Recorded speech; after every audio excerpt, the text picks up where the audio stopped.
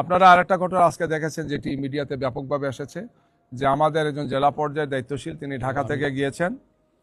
তিনি ঢাকা এয়ারপোর্ট থেকে তিনি সৈয়দপুর এয়ারপোর্টে গিয়েছেন এবং সেখানে একটা নাটক সাজানো হয়েছে। এটা একটা সুনির্দিষ্ট সুস্পষ্ট নাটক।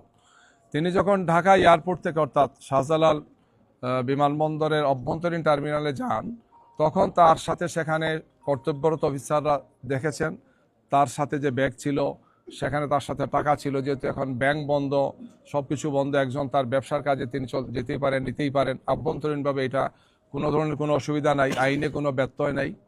কিন্তু সৈয়দপুর এয়ারপোর্টে পৌঁছার পরে সেখানে পুলিশ কিছু চিহ্নিত সাংবাদিকদেরকে নিয়ে এসে এই কাজটি করেছেন।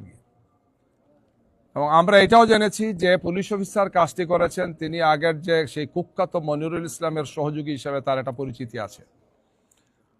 তো একজন বয়স্ক ব্যক্তি, একজন শিক্ষক, একজন দায়িত্বশীল ব্যক্তি, একজন অসুস্থ ব্যক্তি, তাকে এই ধরনের নাজেহাল করা হয়েছে, হেনস্থা করা হয়েছে, মেন্টাল টর্চার করা হয়েছে। তিনি অসুস্থ হয়ে, আপনারা জানেন, এখন তিনি রংপুর হাসপাতালে আছেন।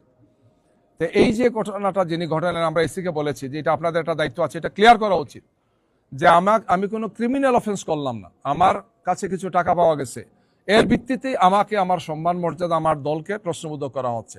এর অর্থ হচ্ছে এটাই যে একদল লোক যারা মনে করছেন যে জনগণের সমর্থন তাদের প্রতি নেই, তারাই এখন ছলে বলে কলে কৌশলে আমাদেরকে জনগণের সামনে ভিন্ন রূপে উপস্থাপনের জন্য আমাদের মর্যাদাকে, আমাদের দলের মর্যাদাকে, আমাদের সম্মান ইজ্জতকে, জনসমর্থনকে প্রশ্নবিদ্ধ করার জন্য একটা হীন অপপ্রয়াস চালাচ্ছেন, একটা ঘৃণিত অপপ্রয়াস তারা চালাচ্ছেন গিয়ে। অতীতেও ফেসিবাদ থাকতেই কাজটি করেছেন। আমাদের জামাতের অফিস থেকে এসে আমাদের কাগজপত্র নিয়ে গেছেন, টাকা পয়সা নিয়ে গিয়েছেন, বলেছেন যে জামাত এগুলো নিয়ে মানি লন্ডারিং করবে, বড় মামলা দিয়েছেন। এটা আমরা ফেস করেছি, আমি নিজে সেই মামলার ট্রায়াল লয়ার ছিলাম, যে মামলা থেকে আমরা বেকসুর খালাস পেয়েছি, সব টাকা আমরা ফেরত পেয়েছি। আমরা তো বলেছি যে এটা আমাদের দলের বিষয়। তো এই ধরনের বিষয়গুলোকে তখন করা হয়েছে। আমরা এই সময়টা আশা করি না।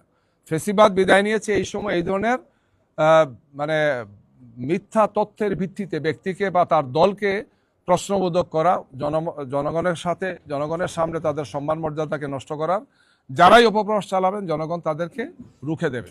আমরা একটি সুন্দর, শান্তিপূর্ণ, উৎসবমুখর পরিবেশে আমরা নির্বাচন দেখতে চাই।